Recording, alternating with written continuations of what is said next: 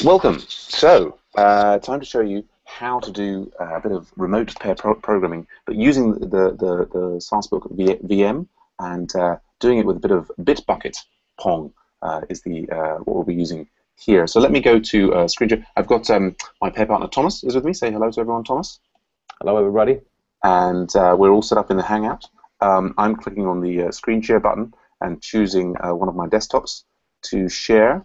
And we've got here the homework part 1, homework 0 part 1, and then it's broken into sort of 3 elements. And we've got define a method sum here, takes an array of integers, for an empty array it should return 0. So let's have a look at, I've got my VM running here. I've got a few different windows laid out here. I've got gedit set up. I've kind of got, this is I think one of the tricky things, gedit, if you mouse over the text, the word text edit in the top left corner, you can click view. Make sure you've got the side panel up.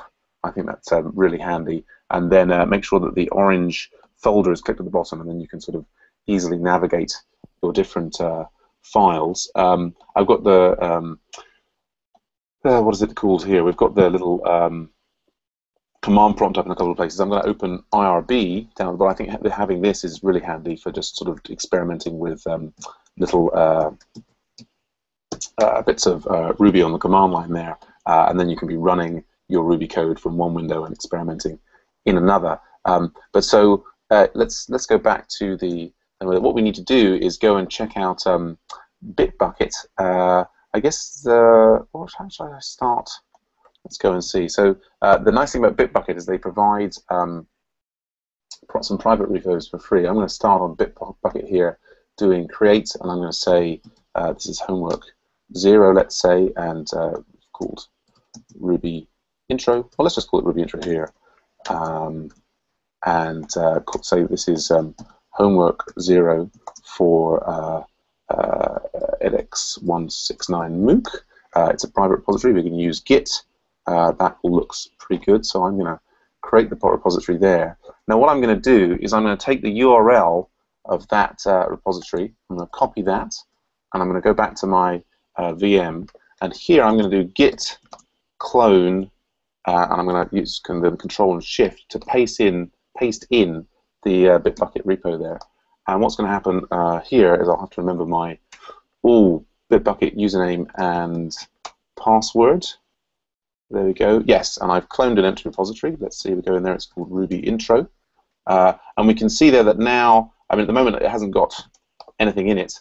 But if I do git remote -v here, I can see that I've got effectively sort of a little thing on my file system here. So there's a .git directory. It's linked up to my Bitbucket repository. So I might start by doing a bit of coding here. Let's go into our Ruby intro thing there. I'm going to go in and create a new file, and I think we'll call that homework 0 part 1.rb, like so. And if we go back to our, somewhere have I've now. Right, from my, I guess what I will do as well in the background is I'll copy and paste the repository URL into the group chat in the Hangout so that Thomas can fork that repository. So maybe you want to do that in the background. Maybe actually, Thomas, do you want to talk through forking that Ruby intro repository in the background? The private repository? I did, right, and so I will have to give you access. Yes, because what I'm seeing right now is that I do not have access. Yeah, okay. And so, what's your email address on or username on Bitbucket? It is Tochman, as it usually is. T-O-C-H. Right. There we go. I think I've found you. Okay. Yes. So, and I'm just going to give you read access to this and click share, so you should be able to see it. Yeah. Do you want to see if you can now? Yes. I'm just going to update this screen here, and I see Ruby intro, and I can clone this one. Well, I would, yeah. So fork it. No, I'm sorry. I'm going to fork it to my own. Yeah. And I don't need to provide any more description than we already have. So it's forked, and I can click here, and I see already get a command what I can type into my own terminal window in order to clone it out to my computer. Bitbucket provides that for me. And I definitely, you do use the HTTPS. I think that will be much. Yeah, I usually do. Yeah. And I would recommend everybody else to do that as well. So here we are, and I open up my terminal window on my computer, and I am not using the VM. Ooh, which of course, people are welcome to do. Although, if you're outside the VM, then there's less control of your Ruby version, of other libraries, and so on. And yeah, it's not recommended. I mean, or at least you need to be a confident, advanced user of your own platform and the command line and so on, if you're going to do that. Yeah, I've spent some time in this setting up this environment, so I feel fairly confident in this. But again, if I run into some problems, I'll be on my own solving them. I can't will TAs or Sam to ask for any support. Although, of course, Thomas is a good friend of mine, always gets support from me. But that's the kind of bond. But for the sake of learning experience, let's say I don't. So, yes. Anyway, but it's. I mean, the buck stops with me. I would recommend everybody else to use the VM. It's the smartest thing to do, basically. Yes. I think absolutely. So the VM or possibly Cloud9 as absolutely. Other videos or other pairing videos. But yeah, so do you want to kick off the clone operation there, Thomas? So I just pasted the command that I got from Bitbucket, and it is cloning for me now. And yes, it appears I have cloned an empty repository, as it says on your instance. So I'm just gonna go. Yeah. So I think you're good there. You've got the initial setup. If you could paste a link. Actually, I can probably work it out, but if you, because I know your username. But anyway, let's get started on maybe the first element of this homework. I'm going to jump back into my VirtualBox over here, and I'm going to add a little comment. That I always like to do this is so that I'm not forever switching backwards and forwards between the screen. Actually, I have this general thing of yes, there we go. Comments there. Keyboard mapping's get a bit strange sometimes, and then I'm going to paste that in. So I'm going to get my comment in there about what we're doing. What I'm going to start off with is writing a sort of a little custom test for the kind of corner case that we've got here. We want a method called sum, and we want it to return 0 when it's passed an empty array. So I'm going to raise an error unless so we've got sum or pass at the empty array is equal to 0. So this is sort of a Boolean statement that's asserting that the empty array is passed the sum method will return 0, and what I'll do here is I'll just make my own custom error message there, like so. And that's we're kicking off our little pairing with our first test.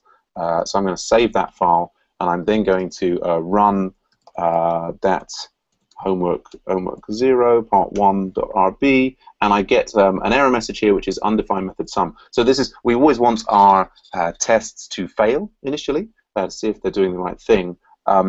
This failure is kind of almost a bit trivial, really. I can quickly, as sort of a courtesy to my pair partner, I can implement a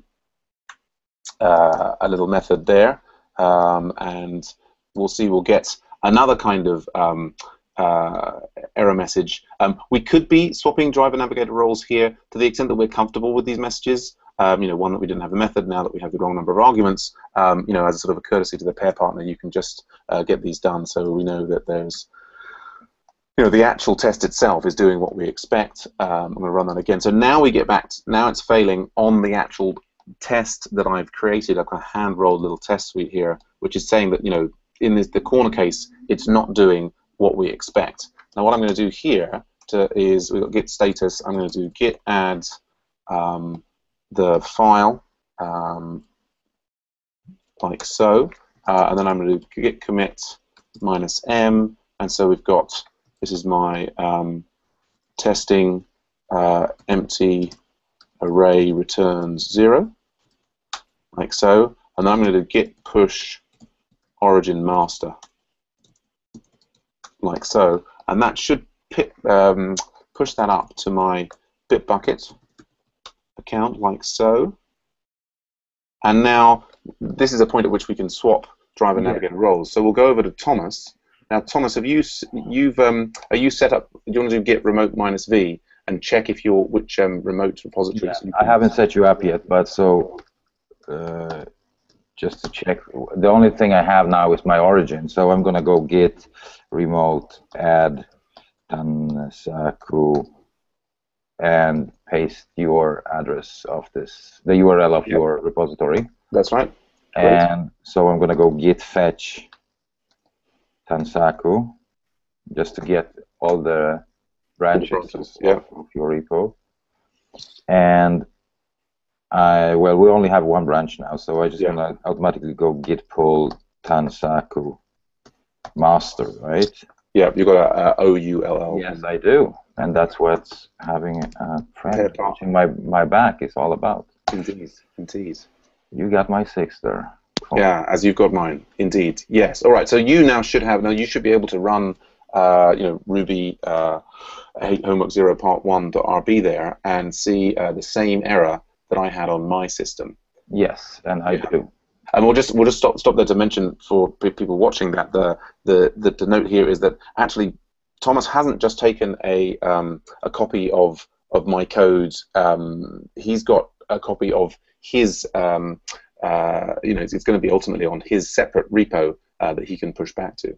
But yeah, so you're opening TextMate there. Do you want to see if you can make that error go away? Sort of deal with that corner case. Yeah. Let's see if we can manage to do that. Let's see, where are we? Here we are. Ruby intro. There we are. And this is the code. And you want to make that font a little bit bigger if you can. Sure thing. Just so everyone can see. Now, what I've done in order to get to see what Thomas is doing is I've clicked on his icon at the bottom of the Hangout, and so now I can see his screen there. And so Thomas is tell us what you're doing here, Thomas. Well, I'm returning a 0 if the sum. If array is empty. Right. Okay. Is empty. Yeah. So I'm checking if the array is empty. So that's a method I'm calling on the array. Yes. And if it's empty, we're returning a 0, which should fix this.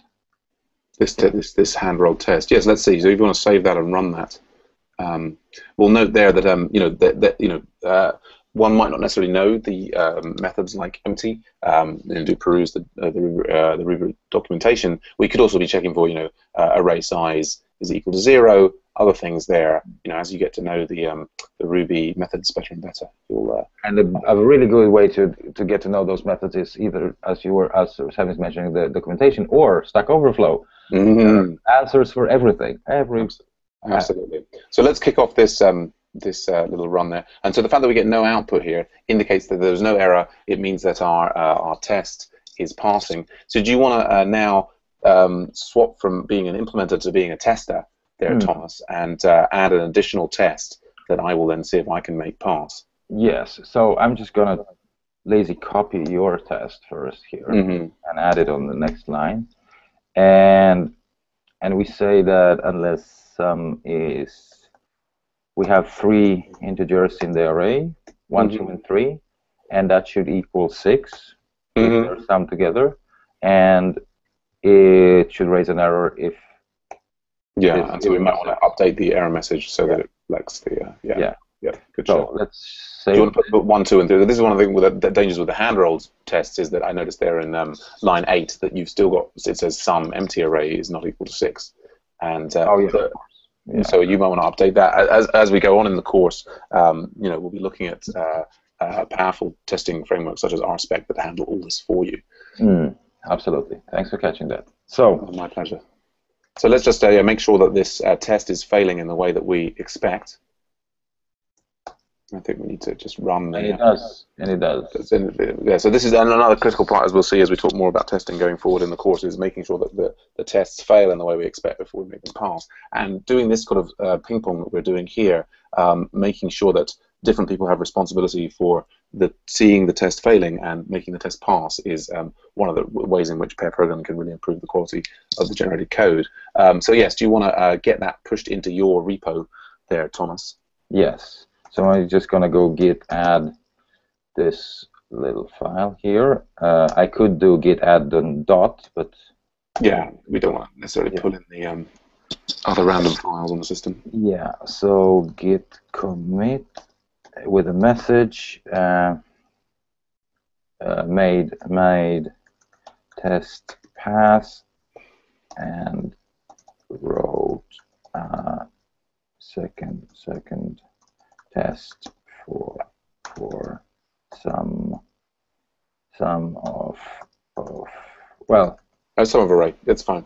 Yeah, and I think for the moment, test is all right. Yes, let's keep it short, I guess. Yeah, we'll keep it short. I mean, the clearly, as one goes forward, you want to make the commit messages as meaningful as possible. I think, and that's fine for the just. And so now it's in staging area, so we just go git push origin master, and it pushed that pushes it up to my repository. So the interesting thing that's going onto Thomas's fork on Bitbucket. If we go back to my screen, I'm going to click over onto my screen now. If I do git remote -v, I only have my origin. What I'm going to do here is I'm going to do git remote add, and I'm going to add Thomas's name there. And what I'm going to do is I'm going to actually just, I could be copying and pasting it, but I'm going to go bitbucket.org/Tocman /Ruby intro. And what that's going to do is just create sort of a link in the background. If I now do git remote -v, we can see here I've got a link to both my repo and to Thomas's repo there. Oops, let me just do that one more time. What I can now do is I can now do git pull Tocman master. I think I can do that. Wait a sec here. Oh no, I've called it git pull Thomas master, like so. I can get it set up to not require my. Oh, what was on there? I just typed in my password too fast, I think. Yeah, so I think you can get set up so that you don't have to. That's interesting. I think maybe do I have to do git fetch?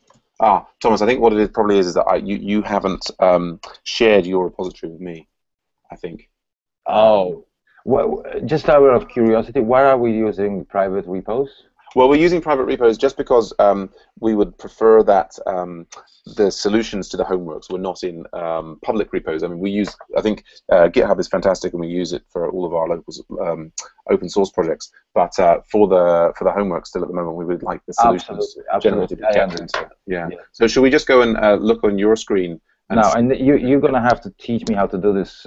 Yeah, so if you have a look there under where the title of your project is, where it says Ruby Intro, underneath it says Tocman, then it says Fork of Ruby Intro, and then it says Share is the third option along with a picture. Okay. Of it. So if you click on there, and if you type in Tansaku, Tansaku, I think you should find me, and then if you add and so just read is fine, and just click the Share button. All right. There we go, and what I should be able to do there, once you've done that, is, I believe, so I pulled that down. So if I do git pull Thomas master, that will, just git fetch, git pull Thomas master,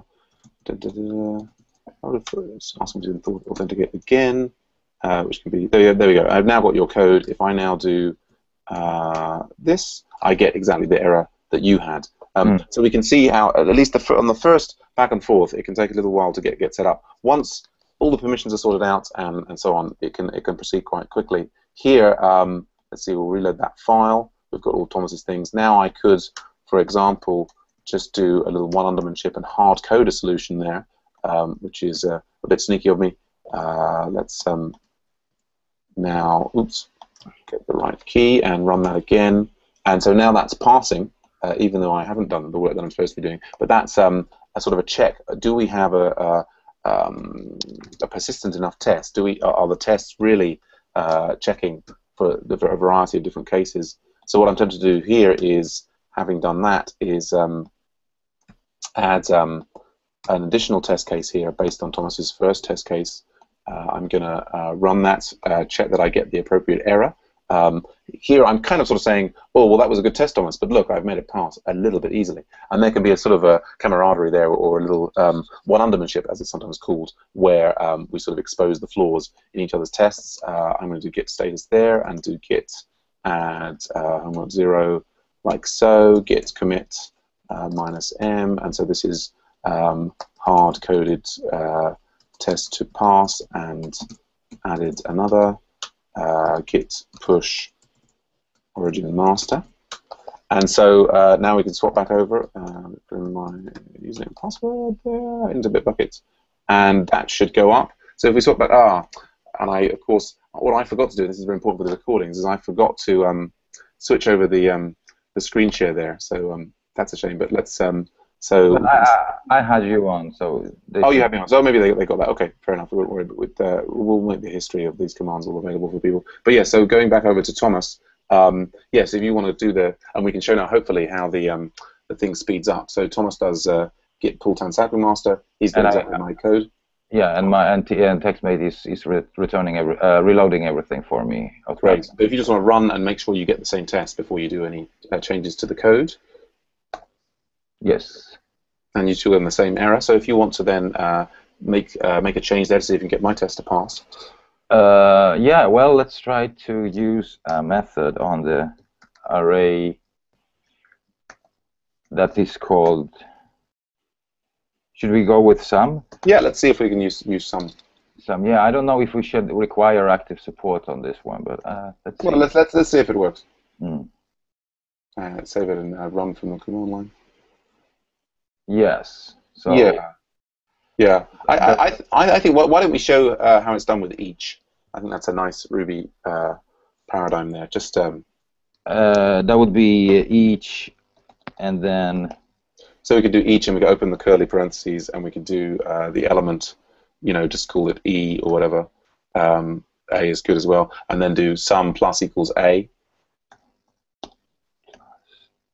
And what we might want to do is just like take all of line 5 apart from the return and move it up a line, because we'll need to create an instance variable, a sum instance variable, and then pass it. So you can delete that return statement there, yeah.